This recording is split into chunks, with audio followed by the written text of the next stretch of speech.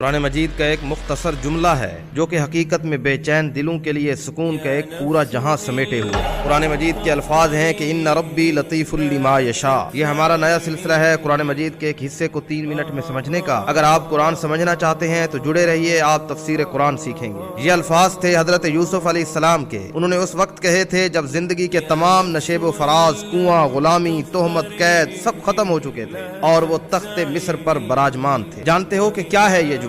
کہ ان ربی لطیف لما یشاء، بے شک میرا رب جو چاہے اس کے لیے بہترین تدبیر کرنے والا ہے۔ یہ اعتراف ہے اس عظیم رب کی لطافت کا جو خاموشی سے بندے کے حق میں فیصلے کرتا ہے اور جنہیں بندہ سمجھ تک نہیں پاتا۔ اللہ تعالیٰ کے لطیف ہونے کا ایک مطلب یہ ہے کہ وہ اتنی باریکی اور نفاست سے کام بناتا ہے کہ انسان کو اس وقت احساس تک بھی نہیں ہوتا کہ وہ مصیبت کے تھیلے میں نعمتیں چھپا کر بھیج رہا ہے۔ یوسف علیہ السلام کو کنویں میں ڈالا گیا تو بظاہر یہ ظلم تھا، لیکن وہ لطیف رب اسی کنویں کو مصر کے تخت تک پہنچانے کا راستہ بنا رہا تھا۔ بہت دفعہ بڑی بڑی تکلیفیں اس لیے آتی ہیں تاکہ آپ کو کسی بڑی ہلاکت سے بچا لیا جائے یا کسی بلند مقام کے لیے تیار کیا جائے۔ ہماری مشکل یہ ہے کہ ہم منظر کو دیکھتے ہیں جبکہ اللہ تبارک و تعالیٰ پس منظر کو دیکھ رہے ہوتے ہیں۔ جب ہم اللہ تعالیٰ کو لطیف تسلیم کر لیتے ہیں تو ہماری شکایتیں ختم ہو جاتی ہیں۔ ہمیں سمجھ آتا ہے کہ جس دروازے کو اللہ نے بند کیا وہی دراصل میری حفاظت تھی، جو راستہ مجھ سے چھین لیا گیا وہی میرے لیے کانٹوں سے بھرا ہوا تھا۔ پتہ ہے ہم غلطی کہاں کرتے ہیں؟